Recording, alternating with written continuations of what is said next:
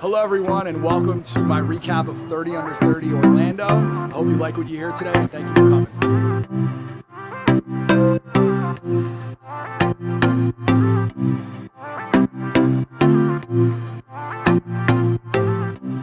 I got a bunch of special guests here, so I appreciate you guys coming. I do want to give a shout out to this man right here. For those of you who don't know, my Uncle Billy, Bill Flagg, is the president of North Central Jersey Association of Realtors.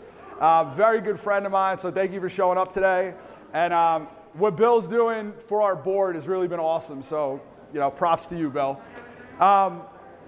This particular meeting, I wanted to recap. I do this every year, for those of you who don't know. Every year, years ago, in 2012, I won the National Association of Realtors 30 Under 30 Award, top 30 agents under the age of 30 in the country. And now I'm an old man, and I still go to these events. But basically, when I go to these events every single year, because it's the best event that I go to every year. Like it's phenomenal in terms of the masterminds that we do. And I always like to recap it and bring it back to you, because if you think about what 30 Under 30 is, it's every single year National decides on who are the top 30 agents in the country doing this at a different level. So we have this influx of 30 new people that are doing this different than anybody else. And then you have all the growth of the people that have been doing this for years. So I think there's 660 of us in total now. And every year, about 100 people show up, give or take. So this is the group of us this year. So I'm gonna go into it and just talk about some of the best of what I sat and listened to, and hopefully it inspires you to think differently about the business and about just entrepreneurship in general. Before I get into the content of that, I just want to say, I don't know if you realize this, but today is 100 days left in the year. Today. So all of you guys that are thinking to yourselves like, oh, it's the end of the year, like, it's the holidays coming up and the business is going to slow down and all that other nonsense that we tell ourselves, just realize that we have 100 days left in the year. I mean, out of 365, that's still a big portion of the year we have left. Which means that the things that you learn today and the things that you want to get done going into 2023, you still have time to do it. It just starts. You got to start. Like, that's the way it works, is you start something and all of a sudden, like, now you get going, you get momentum. Let's really get some momentum finishing this year out strong and heading into next year. So at 30 Under 30, it actually has become two events that have gotten combined into one. One full day, we have an event that's 30 Under 30 and it goes into the next night and all that. And then the other event that we have that's formed is called Broker Boardroom. So Broker Boardroom it's an event strictly for brokers. And I think it's a pretty cool event that's come out of it, because now we have like agents and brokers and everybody combined, and we also have this broker event. And so from my perspective, I learned things on like how to better run an office and all of that. And I'm going to share, really a mixture of both. So to start Broker Boardroom, they asked the question, and they kind of did this exercise, and the exercise was, what are you most proud of? And so we all sat in, round tables, and they asked the question, what are you most proud of? And I'm not going to force you guys to do it because it's kind of embarrassing on some level. But really what happens is they say to you, all right, you have 2 minutes, and you have to talk about all the things you're most proud of in your life. And then the person, I don't know if it's to the left or right of you, it doesn't matter, but the person next to you has to write down everything that they heard you say. And then for 1 minute, they have to tell you what they heard you say. And it was a really cool exercise. But what I found is, and everybody found the same thing, the first minute, really easy. You're just shouting out all the biggest accomplishments you had in life, things you're most proud of. And then the second minute, you're like, ooh, I got to really think about it. And the second minute like forces you to really like evaluate your life. Silly little exercise, but it was a pretty good one for takeaways. So the biggest takeaway that I had, and I think that everyone had at our table at least, was the fact that there was 6 or 7 of us, however many we were at the table, and every single person that got up there gave all of their, what are they most proud of in life, and not one person spoke about either production or awards. Nobody. Now these are some really accomplished people, is the honest truth, and nobody cared about it. It was just kind of like, yeah, like, you know, we won those things, but like nobody actually spoke about that stuff. So I think that, you know, in life, a lot of times we we focus so hard on winning Circle of Excellence or on being the top producer or whatever, but that's not really what drives these people. That's not really what drives any of us, like when you really get down to it, when you're on your deathbed and you're thinking about what did I accomplish in my life? That's the truth of it. Like, that's not what we think about. We think about the people's lives we touched. We think about like what we're able to accomplish in terms of the hurdles that we're able to overcome. There are a lot of things that we think about, but it's not necessarily always awards and production. So it kind of just set the tone for the rest of the week that I was there in terms of what's important and what we need to think about. So I wanted to I always like to do a theme from this because there's so many different directions that these things take. So the theme that I felt came out of this particular year is basically one of lateral thinking. And you're gonna hear me talk about lateral thinking a lot in the next hour or so. But basically what that thought process is like you have linear thought, like A to B, B to C. And then you have the out of the box thinking. How do I solve problems in ways that people didn't even realize you could solve? And I think that was my biggest takeaway from this particular group this year is as a collective group, people are solving problems in such unique ways. And it's not that they're breaking rules per se, but it's more of like they're not even thinking about the framework that most people evaluate, like how to accomplish these things. They're like, how do I accomplish it in the smartest way possible? And we're gonna talk a lot about that. So part one of this, and I don't usually do it this way, but I'm doing this on purpose because I wanted to give you some quick hitters to get started. I usually talk about strategy and then tactical stuff later, like mindset, strategy, tactics. For this particular presentation, I actually started with something that's a little bit of a more sexy topic, and that's technology. So I'm just gonna rattle off all sorts of things technology-wise that maybe you're using, maybe you're not using, but could help you in your business.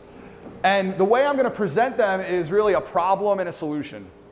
So the first problem, I'm just gonna rattle these off. The first problem that existed that needed to be solved was essentially finding the time to care for my clients. I think that's a problem we all have. It's like, oh, I'm so busy. Like, how do I care for my clients? How do I take care of them? Make sure they know that they're loved. And this is such a simple thing that we all know exists, but I never thought about using it for business. And it was interesting. One of the people in the crowd brought it up, Uber Eats. And I said, Uber Eats? Like, I don't understand. And they said, well, you don't get it. I don't have time to be running around like dropping stuff off to my clients or cooking meals or whatever. But how many times have you heard like one of your clients sick or one of your clients like had like some like celebratory thing? To just send food over to them. We always think about it when we have like a meal train that comes up. But to send them a meal and just take like a day of their life, all the pressures of that off of them, that's a big deal for some people. They remember it. So that was something I was like, all right, I never thought about it that way before, but a lot of people in the room were actually using that to their advantage.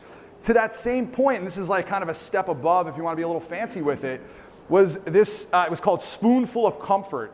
So Spoonful of Comfort, you could actually go online and you could order a whole like beautiful meal for somebody to get delivered to their house. The only thing you should know about this, unlike Uber Eats, way more fancy, way nicer in terms of the food and delivery and all that stuff. But the difference with this is it takes a little longer. This is really like they said, give it about a week of prep time to know that like they're gonna get it. So that was something that I thought, it's called Spoonful of Comfort. By the way, I will send you guys all these slides. This obviously is being recorded, so you'll get all that and access to it as well. All right, and in terms of Spoonful of Comfort, they have like different occasions like get well, sympathy, thinking of you, let's celebrate just because. So there's different ways that it's about $100 to $200 depending on what you're actually ordering. What about professional copywriting? I get this question all the time. People always say like, especially for those of you who used digital marketing and design, or visual marketing and design, excuse me, for years they would write the actual copy for you. And then they stopped doing that, and like people were like, well, what do you mean you don't like write copy for me anymore? Well, professional copywriting is a big deal, and the answer to the professional copywriting thing is not something that I was thinking of. I'm thinking about like, okay, you go out and you hire a professional copywriter. Like, I can't even tell you how many people in the room are saying, no. it's not a professional copywriter, it's artificial intelligence.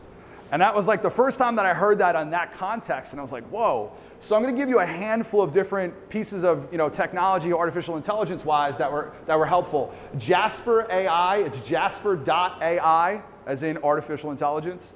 So Jasper, you literally like write in like a brief description of the property, like 4 bedrooms, 3 baths, that type of stuff, and write in bullet points. It will create the content and write the dialogue for you. Pretty cool. It's not that expensive either. You can pay for it based on, they have starter packages that you pay on a monthly basis based on the amount of words you use. It won't only write copy for the listings that you take, but it'll also write copy for social media ads and stuff like that. So if you're just not good with language and that's just not your strong suit, very cheap alternative to get this done. Another one is copy.ai. Same principle, I'm not gonna go into like another description about it, but that's just another alternative to that. I'm gonna give you a third alternative, and this takes it into a different direction. So the third alternative, I'm gonna say welcome to the 6th grade. Because many of us, the thought process is like, oh, I wanna write something that sounds sophisticated. And I wanna write copy that people are gonna be intrigued by. But the reality is, the goal for most writers is to write at a 6th grade level. And the reason why is that's the most easily understood. That's the language that it resonates with people the most because everybody understands it. So the 6th grade level concept, there's artificial intelligence that literally will change your language to write at a 6th grade level. You could tweak the level if you want. It's called Hemingway app. So the Hemingway app you will put in language that you write in, and it will highlight the different language and tell you, hey, you should use a different word here that will be more easily understood. You should change the structure of this sentence because it's a little confusing. All of that. Make your life a whole lot easier in terms of writing scripts and dialogues and whatever else you need to write. So HemingwayApp.com is what that is. How to improve my voicemail. So I kind of laughed when I first heard this because I was like, I don't feel like that's a problem for me. Why do I have to improve my voicemail? And then I heard all the stuff that this thing does, and I was like, wow, all right, it's different. So umail.com, I don't know if any of you have heard of this before. I had not. And umail.com, what it does is it's literally voicemail. It's exactly what it is. But I want to talk about some of the things that it does. So first of all, you could have a custom voicemail greeting for everybody in your phone. So you could be like, hey dad, I can't pick up the phone right now, but I love that you're calling me, blah, blah, blah. And so every single time that number comes into your phone, they will get their own personalized message, which I thought was cool. It's a little bit of a different touch. All of your voicemails can be transcribed into email. So you get a voicemail, it will take the whole entire voicemail to put into your email, and now you have a file of everything that you had that person left a message of. Which if you think about it, like all of you guys are in here right now, you might not want to pick up the phone, but now you could read out the text message of or the email of exactly what it is. I think you could send a text message to yourself as well. Auto replies. When somebody sends you a voicemail, leaves you a voicemail, it could automatically text them back and say whatever it is you want it to say. So there are a lot of different things. There's more than this. I'm just giving you a couple of different examples. $6 a month for all the things that I talked about, and it also blocks all robo-dialing. So all robocalls and all the spam that you get, it'll block that for you. I thought that was pretty cool, and it's not that expensive to actually utilize. How do you track Facebook engagement? This is a quick hitter, but I thought this was interesting. So it's called Friend Filter. You can literally download this. It will go into your Facebook page, and it will take every single person and look at the analytics of all of your Facebook friends. So what does that mean? That means that any single person that is on your Facebook page, it will tell you this person engages, here's the rate in which they engage, this person never engages. So if you're trying to work that algorithm for Facebook to see who's actually following your stuff and who's really a fan of yours, a raving fan of yours, you'll know very quickly. If you want, there's seating. Just walk across this line. I know we're a little stuffed here, sorry. And welcome. Grab some food first, enjoy. All right, how do I improve realtor safety? I thought this is an awesome one if you've never heard about this before. It's called Forewarn. So Forewarn, for those of you who are like, you know what? I meet online people all the time. They call me up and they say I want to go see this house. How do I know who they are? They could be a mass murderer, I have no idea. Well, this will actually like solve that problem for you. Forewarn, it will give you, as soon as the number comes in, it will tell you everything you can imagine about that person. It will tell you the car loans that they have. It will tell you the mortgages that they have. Have they foreclosed? Have they had a bankruptcy? Are they getting evicted? Do they have a criminal record? Everything you could imagine about them, you will get like this, based on their cell phone number, which is scary, by the way, because people could do that about all of you criminals. So, no, I thought it was a pretty cool way to be safe. And what I'm understanding is, and this is something that we could talk about, but different MLSs around the country are actually paying for this for people, for their members to make sure that we like stay safe. So I thought that was a cool one. I want to say that this was like $15 a month or something like that. I apologize. I put the prices up for most of this stuff. I didn't put the prices up for that one. How do I prospect for less time and money? So I thought this was, I've actually spoken about this one in front of all of you guys before, but I know some things kind of get like, fall through the cracks. So this is called sly broadcast. What sly broadcast will allow you to do is you could pre-record a message, and then you could put in a whole, like think of like a whole, what do you call it? A list of all your phone numbers. I don't know why I'm blanking out on the word. Basically, you could put in a whole list, like let's say neighborhoods. Like if you wanted a whole neighborhood of, around you just listed or just sold, you could record a message and you could say like, hey, I just listed your neighbor's house at 123 Main Street, and I wasn't sure if you wanted to, pick your new neighbors, but I thought I would reach out to you. I told my seller that I would do everything possible to get the word out, and I just wanted to connect with you and let you know. You have any questions, give me a call back at blah, blah, blah, blah, blah, blah, blah. This sly broadcast, you could send it to the whole list like this. It skips over the ringing and goes directly into their voicemail. So you can leave a whole host of voicemails. Please, shout out. Does it give you the numbers or you have to input your call list? You have to input your call list, but you do that through Cole Realty Resource. I get it. So, but listen, it's a very nice way. You have a question?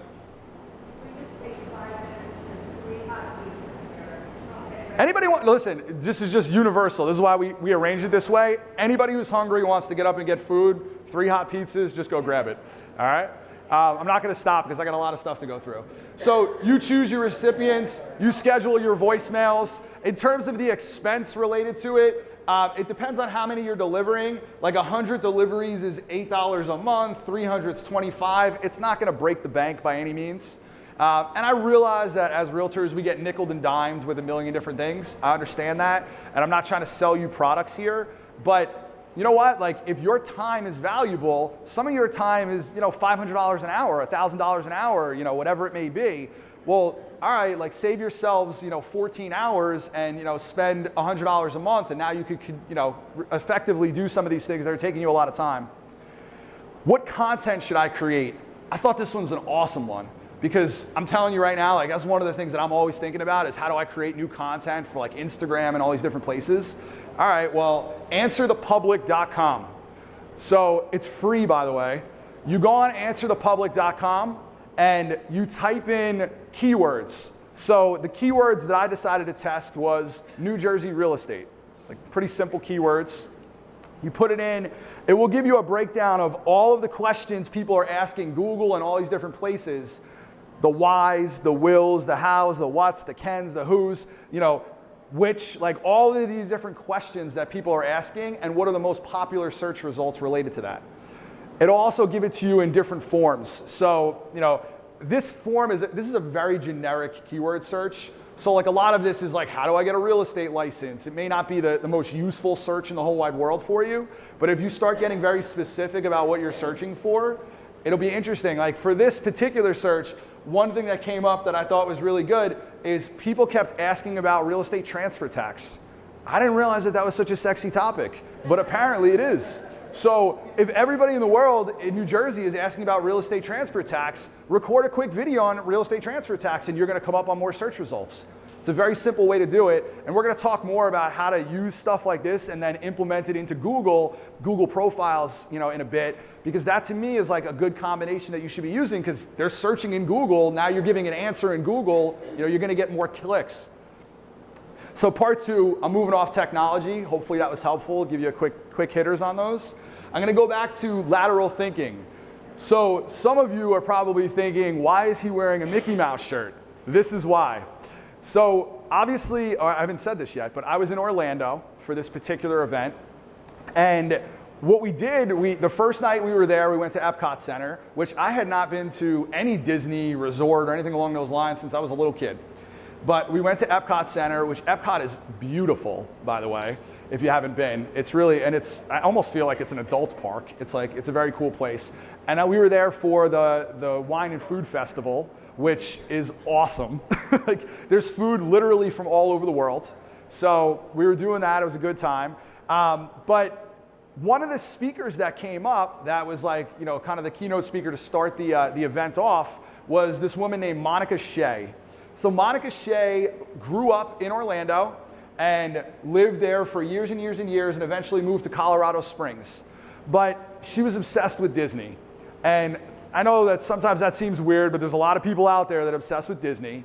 And when she first, some people are raising their hand, but here's the thing. When she started to go into what Disney really is, I started to get obsessed with Disney. I'm dead serious. It's awesome when you start to hear this story and how applicable it is to real estate. So what she created is, she's a realtor, and she wanted to recreate the Disney experience, but in real estate. And so she created this thing called agentofexcellence.com. And you could sign up, and I think it's $300 a year, and it gets a whole training on basically the Disney mentality in real estate. So she went out and she did this whole speaking engagement on this, and some of this is points that she made, and some of this is me just digging a little deeper online and saying wow, I want to investigate this further and learn more about this because I thought it was really great. So we're going to go into Disney. My first question to you guys, and this is interactive a little bit, what do you think about when you think of Disney? What comes to mind? Shout it out. Perfection, Mickey Mouse. Anything else? Fancy entertainment. Anything else? Crowds, all right. Money, okay. So for me personally, before she went into her whole dog and pony show, I was thinking this. It's Mickey, Minnie, I have, little girls. So it was, this is kind of the start of it with the, Magic Kingdom, the castles and all that. And then the next thing that I thought about, because I have 3 little girls, is this. And basically my whole house looks like Disney because there's just princesses everywhere. And, I've watched all of these movies, and that kind of was if I had to think Disney, that's what I'm thinking. So then I started to listen to what Disney was all about. And what I decided to do was I took 5 things that I wanted to share with you about Disney that I felt could be useful in your business. Some of you guys were there for the whole Paris trip that I took. It's kind of along those lines. It's basically some observations. So the first thing is Walt Disney invented the storyboard. And that's a big deal. So why, why these animations were able to come together the way they were is because what he essentially created was the ability to tell a story very quickly before they spent the time doing all of the different drawings. So a storyboard is exactly as you would imagine it, they're telling the stories in quick clips, and then they're putting it all together and they're rearranging things to get the story the way they want it. And I thought about that, and my question was what is your story? What is your story? What are you telling? And how many of you have actually taken the time to sit down and start to think about, who am I trying to go after? Where am I trying to get them? And what is the story I need to tell to connect to that crowd? Because Disney does that better than anybody. There's no question about it. They have hit the nail on the head when it comes to telling the right story. So just mapping that out, when the best of the best in the world at this takes the time to map it out, why are we not doing that? because that's who we should be learning from. And if you think of this whole concept of lateral thinking, which is the theme of what I'm talking about right now, lateral thinking is taking the best of the best in a different industry and then bringing it back to real estate and saying, you know what, this is what the lessons that we could learn from this industry, and we could bring it back to real estate and do things that other people in real estate are not doing. That's what this is about. So number 2, I'm gonna read you a quote. It's basically the riskiest thing we could do is just maintain the status quo. Bob Iger. So Bob Iger was the CEO of Disney for like 15 years. Awesome business person. And I thought it was interesting because this is like the theme that Disney has about continuing to sharpen the sword, and we're going to talk about that. Systematically avoid complacency. So let's talk about some systems that Disney uses that are applicable to real estate. So the first thing is, we've all seen surveys. Like, every one of us has been involved in something related to a survey. They'll say needs improvement, okay, good, excellent, and they'll survey their guests for every step along the process. So here's the difference between Disney and most companies. If Disney gets 40 goods, no negative, nothing negative, but 40 goods, 60 excellent, that's a 40% failure rate. Because they feel as though if we aren't getting 100% excellent, we are screwing something up. We're doing something wrong and we need to fix it. And they're constantly trying to fix that. Now, we'll talk about why that matters so much in a second. How many of us are even asking for feedback? We don't even say at the end of a transaction, like, hey, can you write me a review, some of us? Not everybody, I understand that. But if you're not getting feedback, and sometimes I know because I'm the one fielding a lot of the negative feedback, but sometimes the negative feedback is what helps you the most. That's what changes the game for you and gets you to become a bigger and better agent. So asking for feedback, Disney does this ad nauseum, and they do it for a reason because it works. One thing that I wanted to show you, Jotform is what she had recommended. Jotform basically allows you to create all sorts of internal feedback loops for your clients. So you could ask them all sorts of questions about process and everything else. Build the forms you need, integrate your forms with business apps, and then if you needed to, collect online payments. If you need chairs, just come right down this sideline, you're good. Number 3, and I promise this is gonna get even better. Repeat and referral business. All right, this is probably, if you ask any seasoned agent, there's nothing more important than this. Repeat and referral business, that's what we need more of, right? 70% of the people that go to a Disney park return to a Disney park. 70%. Disney's not cheap. It's not like, you're giving $25 to go into a park. One day costs you $100, $150, and that's just entrance. So if you think about it, their return rate is 70%. That's insanely high. The question is how do they do that? One of the things that they do is they create what's called a touch point map. And if you guys aren't thinking about this in your business, you need to be thinking about this. So what is a touch point map? They think about every single interaction they have with a customer. From the parking lot when they arrive, or even from the ads before the parking lot, but from the parking lot when they arrive, what is the experience? And then when they walk into the front doors of whatever the park is, what is the experience? They think about this so much that if you go and there's construction being done on, let's just say they're building a new ride or something like that, well, you'll see how they put up, they'll put up the fencing. On the fencing, they'll have, it won't just be a fence. That's not the image that Disney wants to portray. It will be a fence, and in front of the fence is some type of, attraction, let's call it, like visual attraction. It might be, Tinkerbell or whatever it is. But here's the crazy part. Where are the visuals? They're not up here because who are they trying to cater to? Children. So all the visuals are down low because they want the experience for that child to be a positive one, and they want it to be eye level for the child. That is the extent that they think about this. When you go to Epcot Center, one of the things that got pointed out, one of the things that got pointed out to me that I was like, I can't even believe this, is they had this miniature village. Think of you guys ever have those Christmas villages in your kitchen or wherever it is? So they had this, this miniature village, The woman that was giving me a tour, who's from Orlando, she goes, "You want to hear something crazy?" And I said, "Yeah." She goes, "You realize that they change all the figurines in this village every night?" And I was like, "Stop." And she was like, "No, I'm serious." She goes, "You see all where they're arranged? Because there's a whole village people going in different directions." She goes, "Every night that'll get changed." That is how crazy they are about making sure the experience is a positive one. This touch point map is so applicable to real estate, it's not even funny.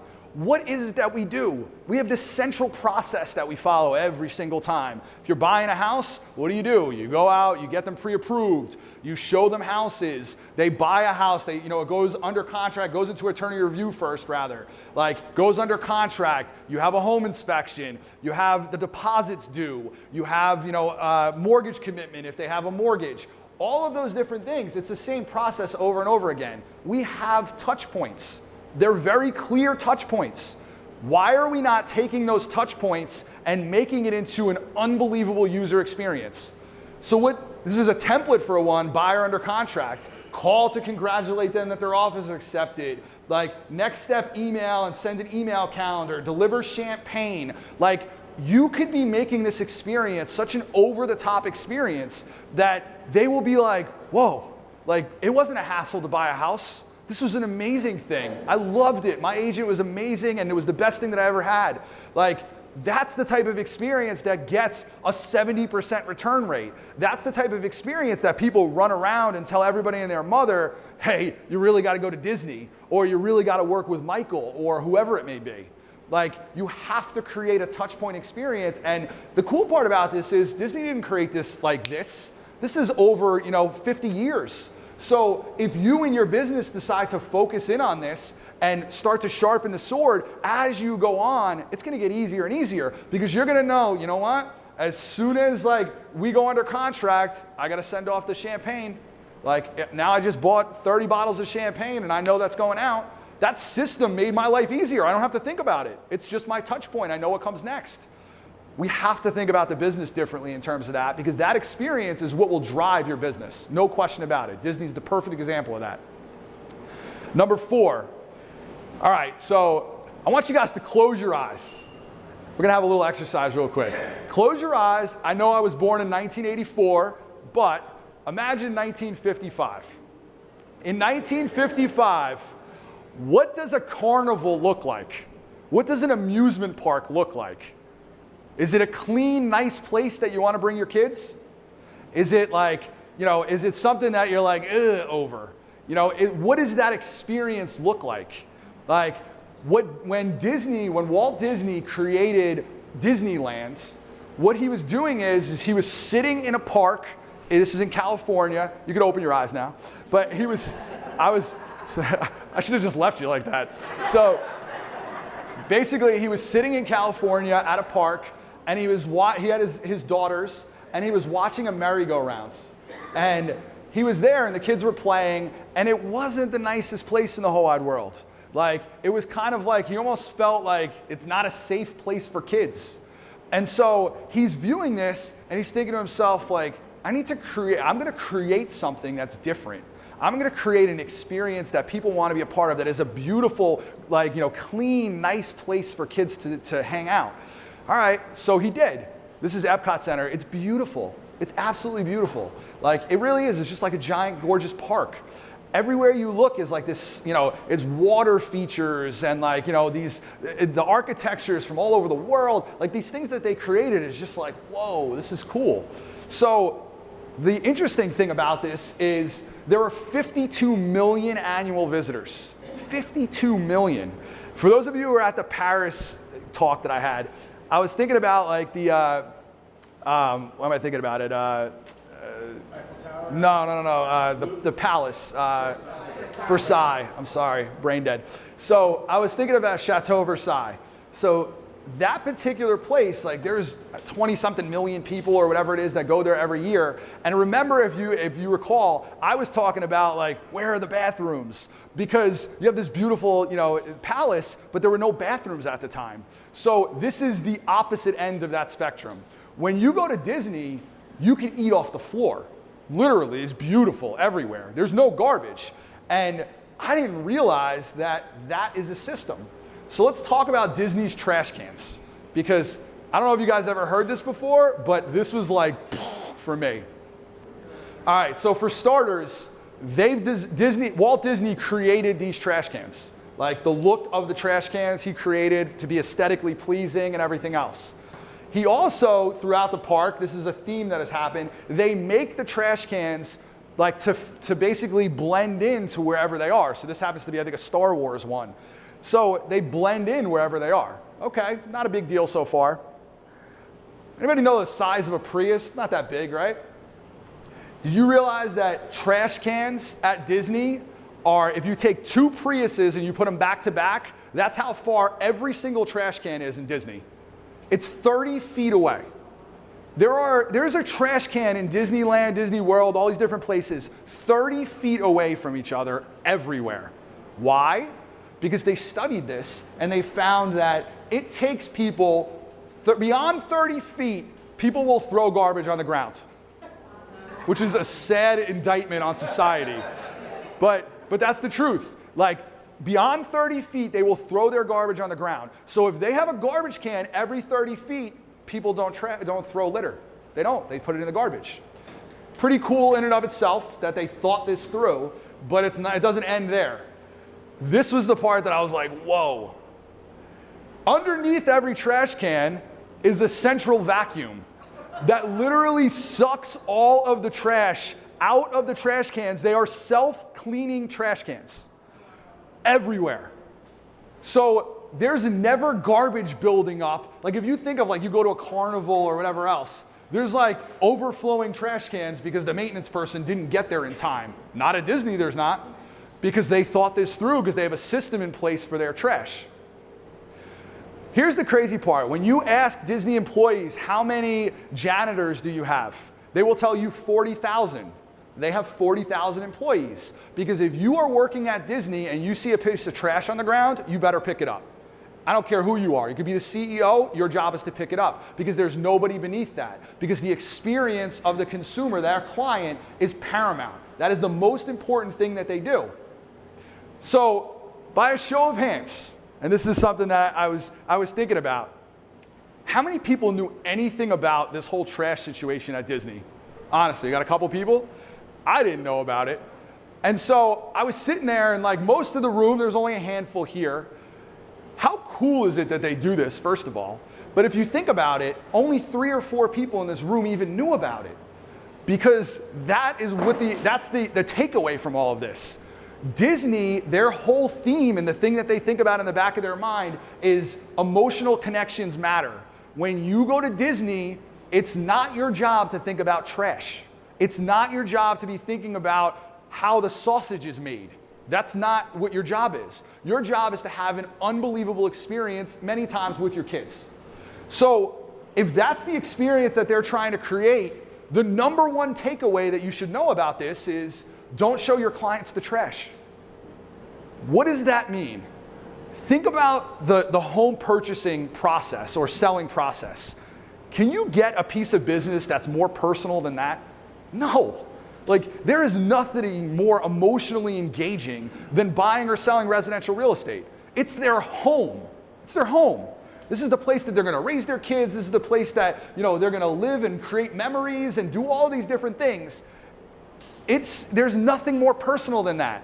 So sometimes we treat this as transactional, which is fine. Some clients want to treat it that way. But the truth of it is like, don't think for 1 second that there's not emotion behind this purchase or sale. There is emotion behind it in most cases.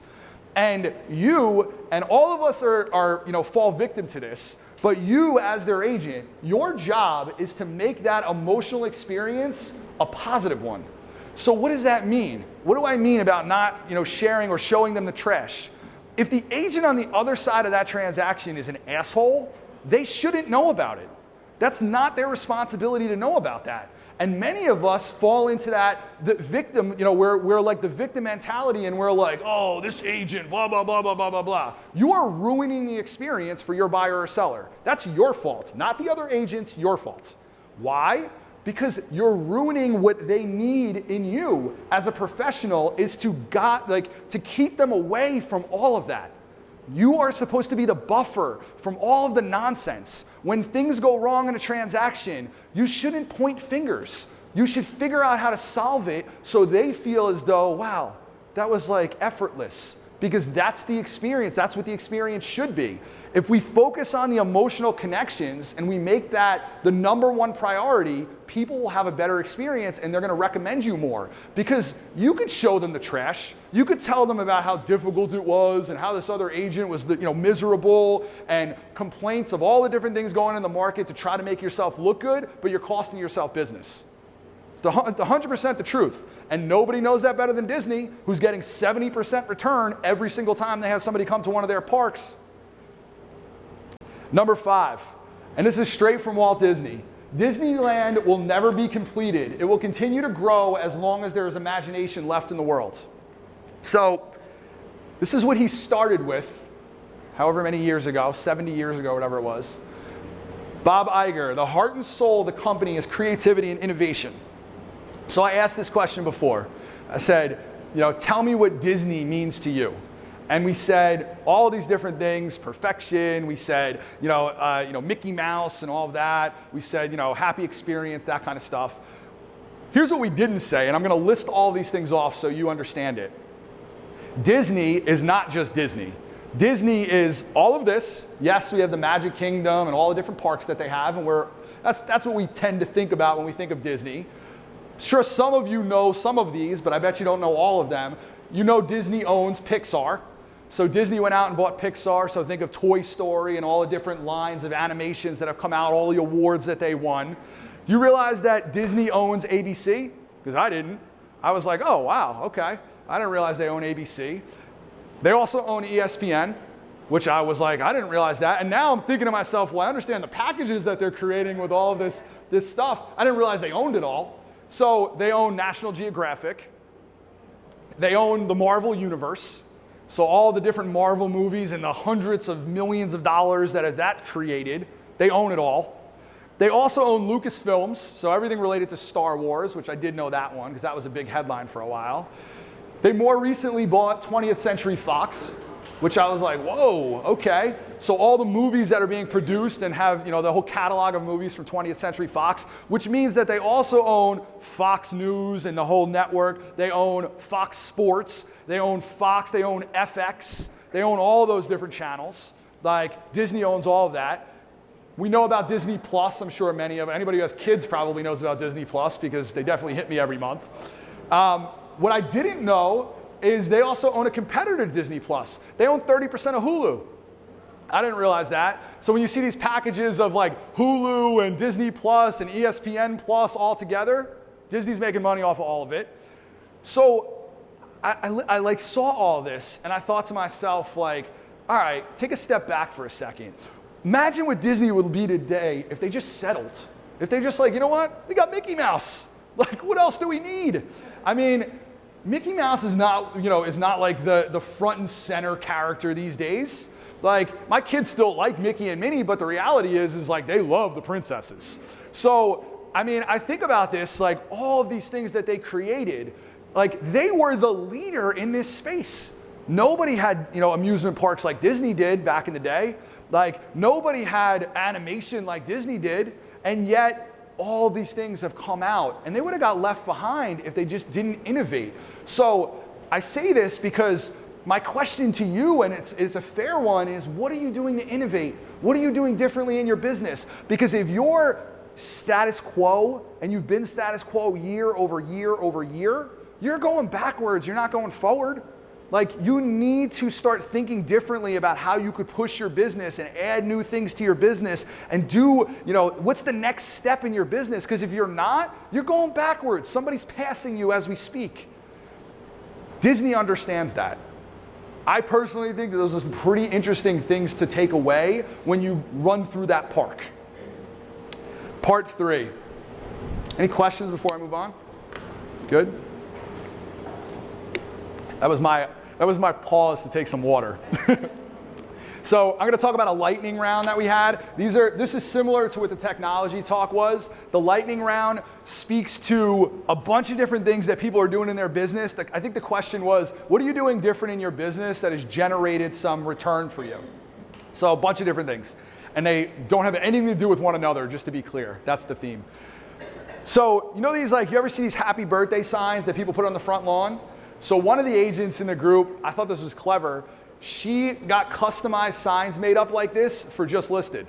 So when she signs a listing the next day, she gets permission from her sellers, but she puts out this celebratory sign for Just Listed, like coming soon, that type of stuff. And she goes, it's unbelievable because everybody else puts up like a coming soon sign or whatever. She goes, the thought process of being different changes everything. She goes, you know how many people hit me up like, I want one of those signs on my front lawn? And she's like, let's talk. So it just sparks conversations and some of it, she has some signage related to her involved in it, but I thought that was an awesome thing that wouldn't even have considered. This is one that I definitely considered, but there are two things that I heard that I thought were, wow, I never thought of that. So we all know that Google profiles matter. If you don't have a Google profile, you need to have one. Do that immediately. But you have to basically update your Google profile. We all think about reviews and we're all worried about getting our own reviews. What I didn't realize, some of what the algorithm for Google looks at is the reviews that you leave for other businesses. So you should go around the place that you work, call it Maplewood, Short Hills, Livingston, wherever you are, go around and basically start doing reviews of local businesses under your profile because it will actually help you move up rankings. I didn't realize that. That's a really interesting one. And by the way, you're going to make a lot of friends in the process. Geotags. This is another one. Geotagging, and I could do a deep dive on this for anybody who's like, I don't know how to do this. I probably will because I haven't spent a lot of time talking about Google in the past, but it's really important. So geotags, you could geotag all of your listings. So every single time you take a listing, geotag that listing to the town and connect it to your Google profile. Google profiles work similar to a lot of these algorithms. The more you engage, the more you put stuff out, the more you're going to get a return on them. So that's something that I would definitely, look into. All right, branded flags. I thought this was such an awesome idea. Years ago, we did this in our office for I think it was 4th of July or Memorial Day or whatever it was. But she ordered branded American flags, and she ordered them, and on the bottom of the flag was a little tag that had her information on it. But she ordered them in such bulk that she brought them to the local library for Memorial Day and to public schools, and she lined the streets with all of them, got permission to do so, and they were like, yeah, because who's not patriotic? It just kind of goes with the territory. So they did that, and she was like, literally it was my name up and down the street. She goes, I was seeing people running around with my flag and all my branding, and she goes, and it was so cheap, it was just the effort of doing it. So you could just go on Google and type in branded American flags, and you're gonna find 150 different providers like this, pick one. But I thought that was a really cool way. Do it for your neighborhood, there's different places you could do it, but putting the flags out and getting that whole feel was really where the power was. So the signage decorations that people put out for holidays, I would have never in a million years thought to do this either. What they started doing is they started buying those decorations and giving the decorations to their clients. But what they did was, when they bought those decorations, they got stickers made up with their information on it, and they put it on the back of these, decorations that they give to their clients. Now, the reason is it's not for public display. It's on the back of it. It's going up against the wall. But people save decorations, and every year they take it out for every holiday, and it's just a reinforcement of Michael Pennisi Real Estate, Michael Pennisi Real Estate, over and over and over again. I just thought that was a creative way to have top of mind advertising constantly, because now, people are like, yeah, I want to put this out every holiday. They're seeing you every holiday. Very simple, but good. I thought this was awesome, and another one that I never thought of, a relocation series. So figuring out what are your feeder markets, or what markets do people want to go to, maybe not feeder markets, maybe markets that people leave here to go to, go on a trip, go out with a couple realtors there. You could write the whole trip off if you do this, and basically create a relocation series for, hey, I'm gonna interview you, Susie Q, whoever you are, and I want you to just give me a quick tour of Orlando or of wherever. Like figure out whatever market you wanna go to. Just do it while you're on, like if you do, like a lot of us go to conferences. If you go to a different conference, every time you're at a conference, link up with a local realtor in that conference, get a quick video that you record with that person and say you have a resource for them now. So now every time you're building up this catalog and you're the point of contact for people when they're traveling anywhere, because that's what you want to be. You want to be real estate anywhere. You're going to get referrals and you're going to pick up their listing side business if they go there. You're also going to get the referrals the other way. When all these people have somebody moving, who are they going to recommend? The person that's recommending them. Easy concept, and I thought it was a really good one. HomeBot. This is another tech play, but it came into a different segment. So HomeBot, I'll talk about pricing in a second. What it does is it sends out, you could put this is email-based marketing, but you could put all of your buyers and sellers into HomeBot and it will send them, I'm just gonna use the seller side for a second. It will send them not only a breakdown of what their house is worth, because everybody wants to know that, but it'll also tell them how much equity they have in that house right now.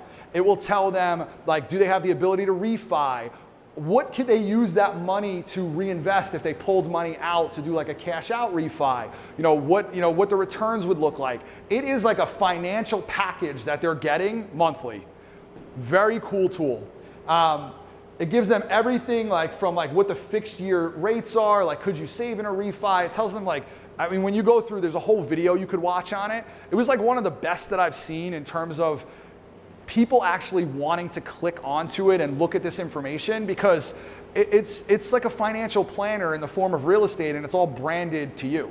So that to me was one of those that I was like, all right, that has value. And the person that recommended it to me was in California. He's somebody that I think very highly of. He's a legit agent. He's a broker, but he's doing this on a very high level. Please. Sarah was talking. I said, what's Home. You're already throwing the trash out there. We're supposed to have a nice experience here. HomeBot. HomeBot, yeah. So for the expense, it's $25 a month. That's for 500 contacts, and it goes up $10 for every 500 contacts. Okay. Karma Keg. So I thought this is a cool one. I've never heard this before, but I think that this is actually a popular idea. So for an event, one of the local brokers was talking about the events that they do, and what he does is, it's called Karma Keg. It gets marketed that way, and he literally goes out and gets some kegs, it's a backyard barbecue type thing, but it's to raise money for a local charity, and the thought process is you don't have to pay anything to show up, but the karma's on you. The kegs are on us, the karma's on you type of thing. So if you choose to give money, great, and if you don't, not a problem. But he said that people give a lot of money for charity because, naturally they don't want to go to hell. So, CRM. In terms of, we all talk about CRMs and I've heard, what's the best CRM to use too many times. I don't really care about all that. What I will say that I thought was interesting is this, I had never heard this point before in my entire life, and it was wow, this makes complete sense. So they were talking about scaling your business, and the woman basically said, listen, I understand, she goes, how many people in here use a CRM? And it's hit or miss, and then they were like, what CRM do you use? She goes, I don't care about that, forget about that. She was like, let's just talk about why a CRM is so important for scaling your business. And then she dropped something that I was like, what? She said, you can't give an assistant your cell phone. And it's just so true. If you're trying to get to that next level in your business, the only way you're really gonna get to that next level, over time, is you need help. You need help. You need people to help you in your business. And you can't say, well, here's all my contacts, take this. The only way that they could help you is if you're in a system that they could access. That's a CRM. So anybody in here who's oh, I would love to get to that next level in my business, start here. Start with a CRM, because you're gonna hit a roadblock at some point with scale, because you're not gonna get there until you do that. It's impossible. Let's go back to this Disneyland will never be completed. It's also about CRMs. So we have this like crazy notion in our brain that I'm just gonna get all of my contacts in a CRM and then it's done. No. Work on your CRM daily is the thought process. So what does that mean? And this person that was giving this like talk, she's a good friend of mine. She is a serious agent. When I say a serious agent, she does like 2.5 GCI every year. Like, so, I mean, she's making millions of dollars. She's doing this at a crazy high level. She has 40,000 people in her CRM. So I said to her, what makes you different? And she goes, I literally, everybody that I see in life for like, you know, for 20 years, I put in my CRM. And she goes, but what I also do is, she said, I tag them with what's important to them. So I said, what does that mean? She goes, if I have a conversation with somebody and they love football, I'm tagging football. And she goes, and now if anything happens related to football that I want to speak to, I pull the tags for everybody that loves football and I send it to them. And she's like, so if you think about that, like compounding over years, she goes, I know what every client, and my assistants know every client and what they care about. You know, what their kids' names are. She has them fill out a form of like, you know, tell me about like, you know, this is like a new client intake form. And she has them fill it out and say like, just tell me about all these different things. This has nothing to do with what you're buying or selling. We'll figure that out. Like, let's talk about who you are. Because how, you know, that is your client. And if you think about Disney and you think about all these different things that I'm talking about, like it all, you know, filters into, you have to know your client because you need to know what you're trying to deliver to that client. The only way you do that is by asking the right questions and then putting it into a system so you could scale properly when the time is right. Part 4. Complacency is almost always the product of success or perceived success. This is a quick part, but I just couldn't leave this out because it was like that powerful to me. Because she's a good friend of mine, the person I'm about to talk about. But Toni, Mikel. So she's on the West Coast, she's in Portland. You ever need a Portland agent? She's your girl. So Toni got up, she's not me. She's not loud. She's not like, you know, somebody who's just like walks into a room and everybody's like, oh, he's here. Like, she kind of does her own thing. Like, but she's very powerful in terms of like her knowledge and, you know, and her experience in the business. And she talked about something that was like, to me, it was just like, this is awesome to listen to. Although it wasn't a happy story necessarily, the ending was, she went through miserable times in real estate. She was like this, like a rocket ship going up. She owned her own brokerage, she had a partner, she was like engaged, and she just like had all these good things going on, and then everything collapsed as the market collapsed. So this is going back to 2007, 2008, like in those years when the market collapsed, her business like went under essentially. And her expenses were too high for, you know, what she had going on production-wise, and I'm going to talk about what that looked like in a second. But she gave a talk, and the talk was about this concept of succeeding versus surviving your success. And I've never heard anybody talk about it that way before, but really the concept was this. We strive so hard to get to success in real estate, but then we get to success, and a lot of times we stop doing the things that made us successful, prospecting, you know, taking good care of our clients, all those type of things. But beyond that, we also start to scale, and when we scale, we start to overspend. And when we overspend, like now we're thinking like we're gonna keep progressing because if I spend this, it's gonna lead to a return. But that's not always true. And the crazy part is in her world, her parents were in real estate. So her mom had told her, I think her parents, it was definitely her mother. Her mother had told her this concept related to budget, and it was base your budget on last year and you'll always be okay. And so she did. Every single year, she based her budget on her performance last year. And the thought process is, I'm gonna keep doing what I did last year, and real estate appreciates over time, except it doesn't always appreciate over time. And what she found herself in, and most times it did, but she found herself in this position where Portland, where she was, got destroyed with the downturn. Like destroyed. Like price points literally dropped in half, and the amount of actual production being done in her city like went down to like 20% or 30% of the volume that was being done overnight. So now she's like, she said, I bought the mansion on the hill. She said, I had this exotic car. I had this crazy life that I created based on my lifestyle that I was able to support income-wise. And she goes, and it all went up in smoke like that. And she goes, and here's the craziest part, and this is what none of us think about. Maybe some of you are thinking about this now, actually, because of where the market is.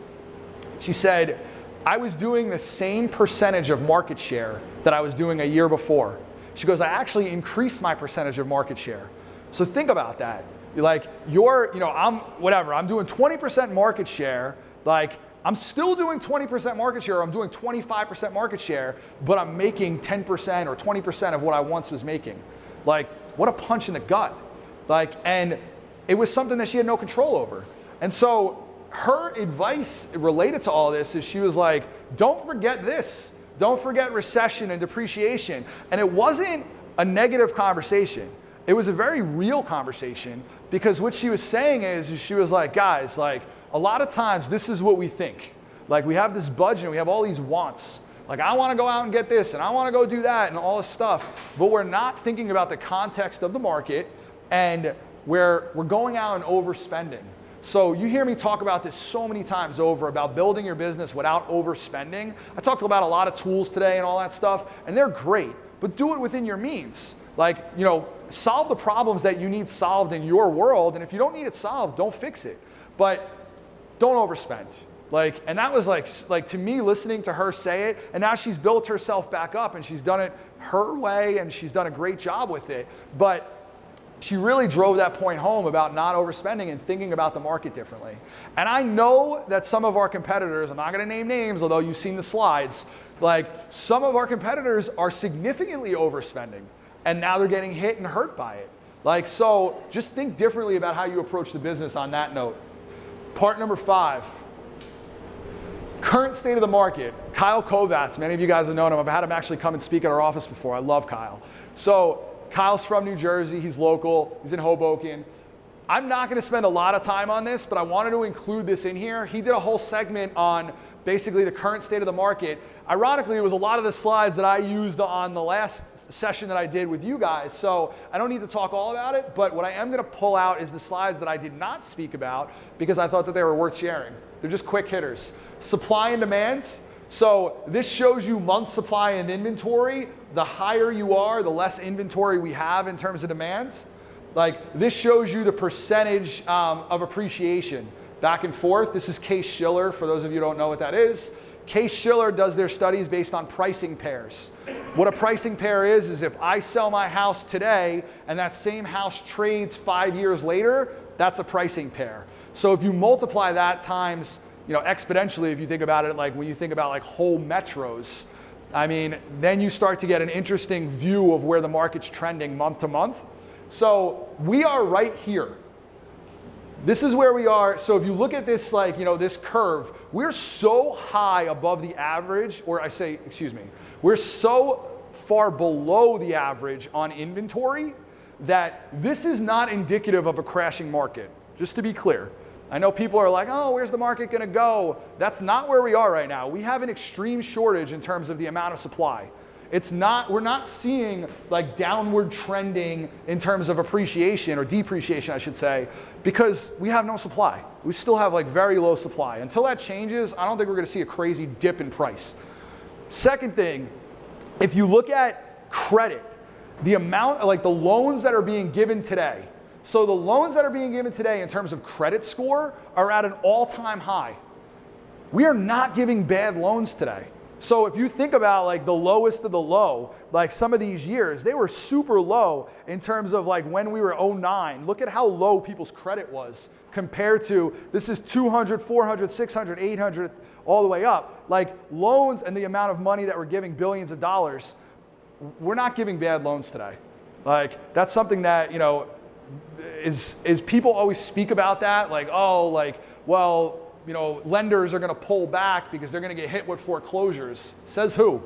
Like, I don't see this. Like, there's not like people that have 700, plus, let's call it like 720 to 760 credit scores, which is this range. They don't not pay their bills. They pay their bills. That's proof of it. So all of these people are not going to just decide to not pay their bills. Like, that doesn't make any sense. Black Knight Mortgage, total market leverage was just 42% of mortgaged homes. So I want a couple points on this. 40% of the American public home owners own their house outright. 40% own their house. It's a high number. When you talk about loan to value ratio, the average, the national average is 42%. Loan to value ratio. People have 42%, I'm losing my voice. They have 42% of equity in their house on average. That's a high number. What does that tell you? I know what it tells me. It says that if for whatever reason we see a downturn in the market, we're not seeing a 42% downturn, just to be clear. So these people are not going to be short. If for whatever reason they couldn't afford their house, their expenses, they sell their house and they will make money. That's what that tells us. They will walk away with money in their pocket. This is one of the craziest statistics I've ever seen in my entire life. If there's nothing else you pay attention to on this segment, this is it. There's $11.5 trillion in tappable equity. You know what tappable equity is? It means the amount of equity that a person has in their house above 20%. So you could have 20% in your house. Anything that you have above that number, that's tappable. $11.5 trillion across the US in tappable equity. What does that mean? If you look at that in terms of GDP, there's like only a few countries in the world that have that amount in their GDP. Their whole country's GDP. We have that in equity in our houses. That's how much equity we have. We are not going to see the market crash on the supply side. That's not going to happen. Bankruptcies and foreclosures, all-time lows. We're just not seeing it. All of these buyers that you're talking to that are like, I'm going to wait the market out, and they think that they're like smart. They're not. Like, this is not the angle that they should be taking. It's the headlines, but it's nonsense. You got to educate them. That's what we do. If you look at like mortgage, like purchase applications, this is related to, if you think about it, it's the amount of demand in a marketplace a lot of times driven by the age of consumers. Like for the next 10 years, we have more people in their home buying prime than ever in the history of our country. So why do I bring that up? Because we are already at the levels in terms of the amount of applications that are being done. We're already there for this year. Like, we're not falling behind in regards to like, you know, think of like the bad times. We're already ahead of it. Like, and I just want you to know, like, there are people applying for mortgages even as the rates have gone up. Like, so anybody who thinks like, oh, the market's falling back and we're gonna have major issues, like, I'm not seeing that from a supply side. Part 6. This is the segment that I did. I'm gonna spend very little time on this, but I was a speaker at 30 Under 30, and I was also a moderator. So as a moderator, I moderated like the whole afternoon segment, and it was all on wealth building. And so it's one of my favorite topics. I would be remiss if I didn't bring this up to all of you. So we broke it down into 3 separate categories, and I'm not gonna spend a lot of time on it, but what I am gonna do is highlight the different things that people are doing to diversify their portfolios and to bring in more money passively or not passively, depending on the business, in addition to real estate. So the first one is the real estate panel. Like, the real estate panel was, you know, flipping, annual and long-term rentals, multifamily syndications, short-term rental business, think Airbnb, and I spoke about hotels and bed and breakfasts. So these are 5 ways that you can make money in real estate investment. So if you're thinking about like how should your clients invest in real estate, or how you should invest in real estate, here are 5 ways to do it.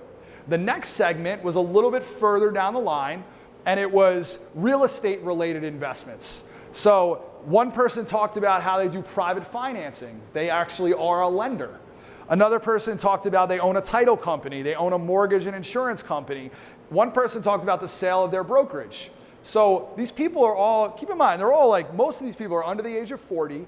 and they all own these ancillary businesses, and they've done this like, they're with the mindset of an entrepreneurial mindset. The next one that was outside of our industry.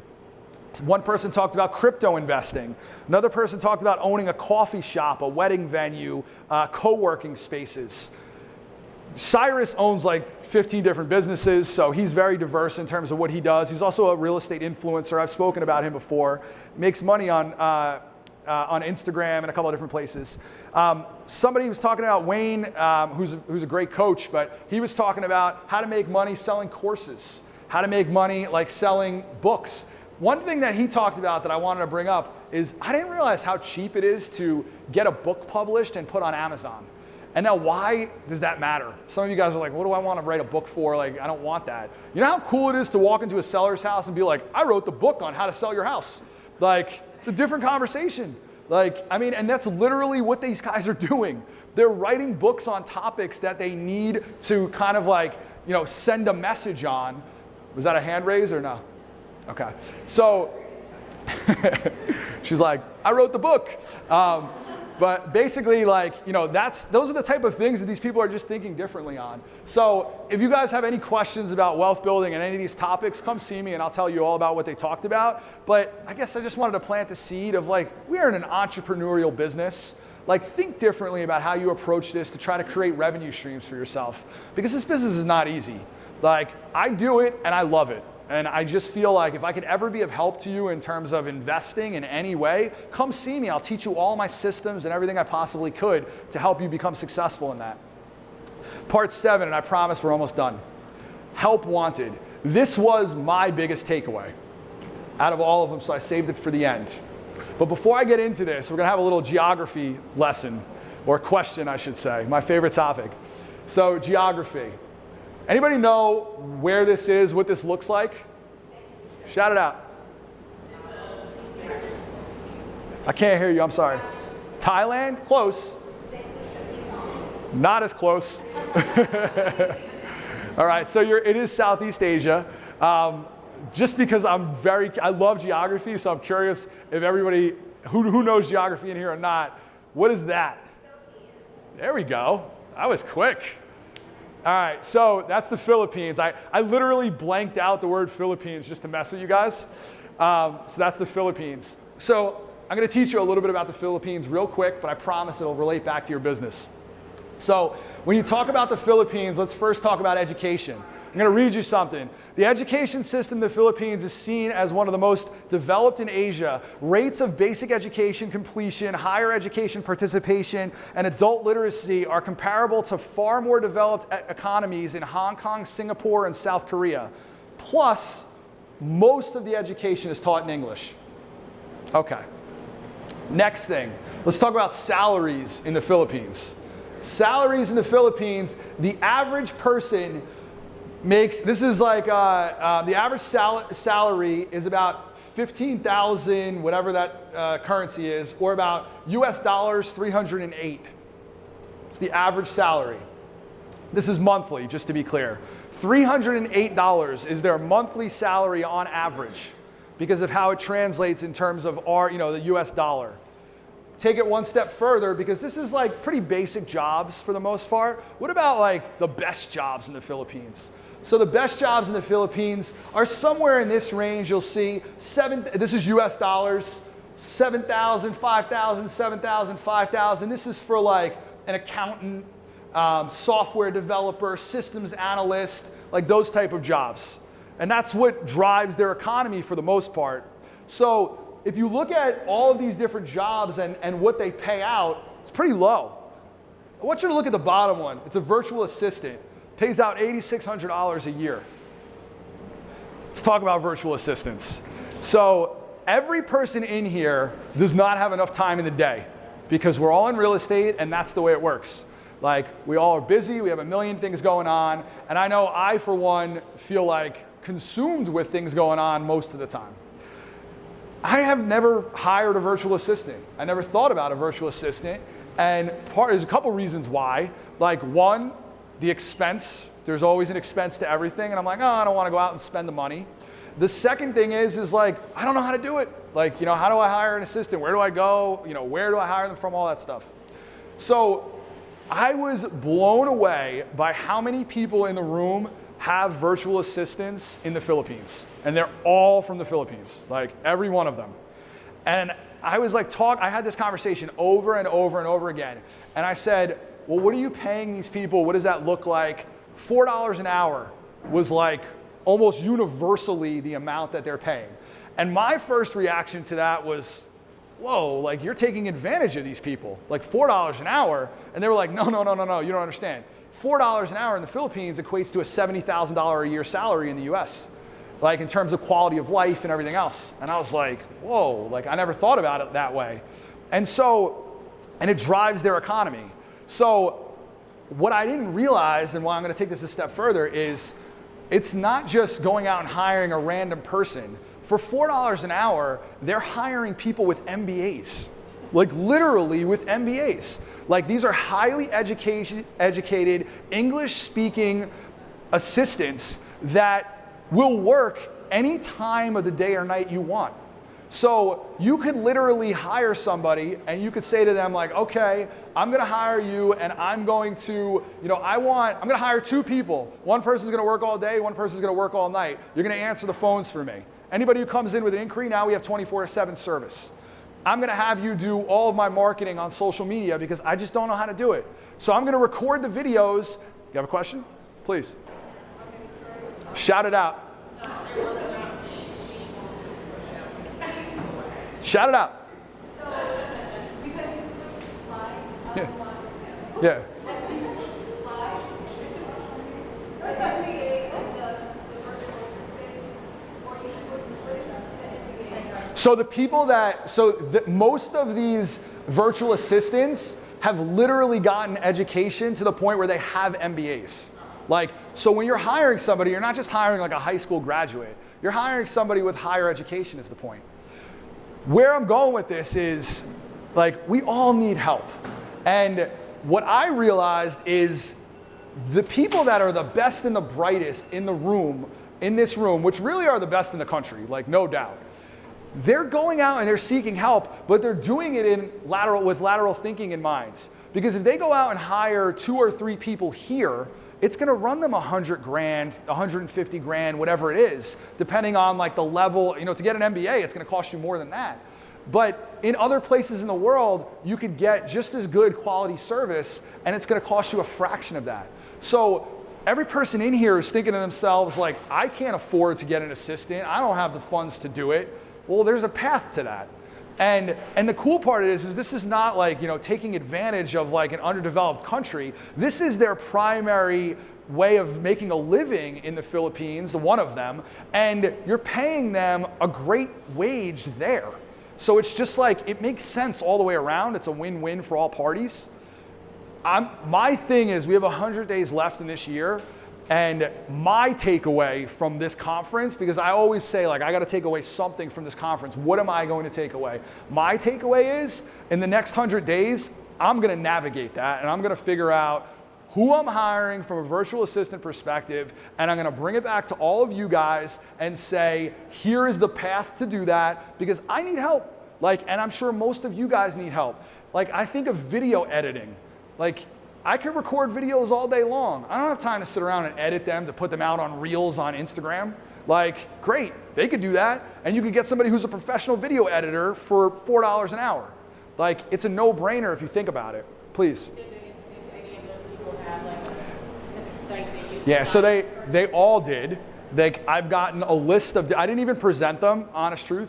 And the reason why is because I'm gonna do all that work for you. I'm basically, and if anybody wants them, I'm happy to share. So the question was, did anybody share the places that the companies that they're using to do this? And the answer is yes, because my mission at a certain point in this event was, I'm going to figure this piece out. This is my takeaway from this event, because there's nothing that could speed up the timeline in terms of getting help and making sure that we provide better service than actually getting help.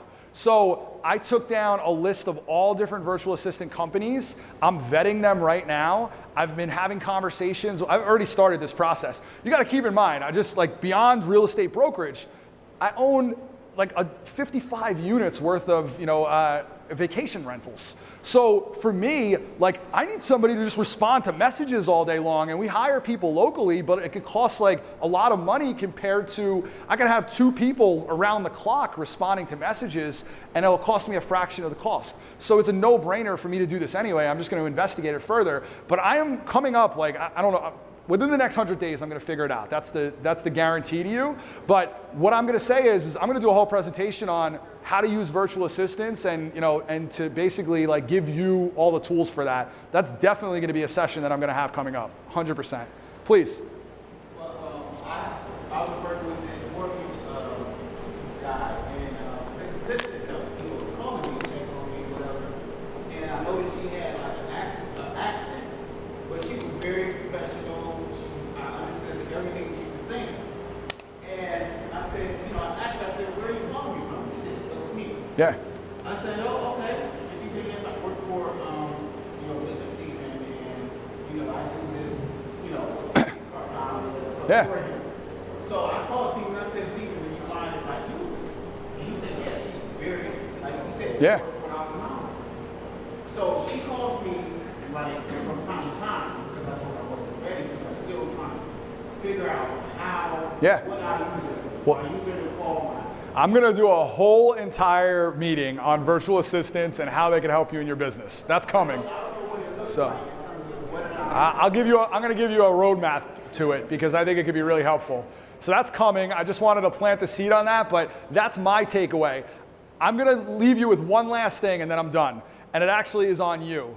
So I'm going to move off that topic. Does everybody have an index card? Everybody need one? Raise your hand if you need one. You need one? Here. I got a stack of them, so please. Here you go. Thank you. You're welcome. Thanks. All right. You need one? Anybody else? Good? Please. All right. I got this one. All right. So, I promise you this is not a quiz. Jamie's passing them out.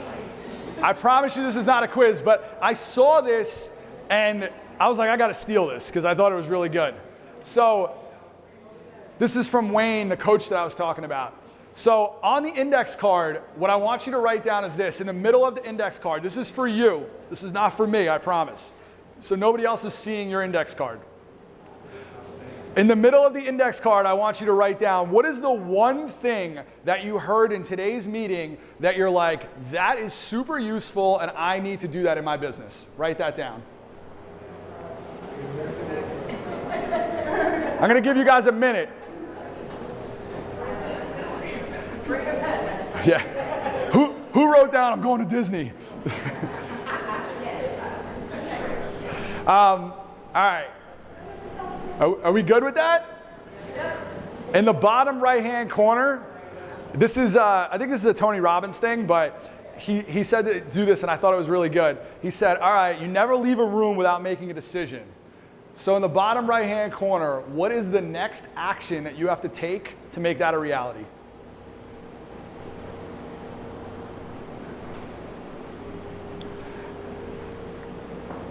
You need a pen? I don't have one right here. Okay. If you do nothing else, when you leave this room, take that index card and put it to work. Figure out the next step, take that next action, and then it was worth your time today. And if you don't, it wasn't. Like, you shouldn't even have been here if you're not going to take an action off of it.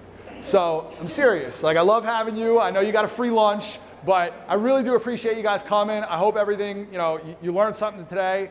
And I will field questions if you have them. Any questions? All right, we're good. Thank you, guys.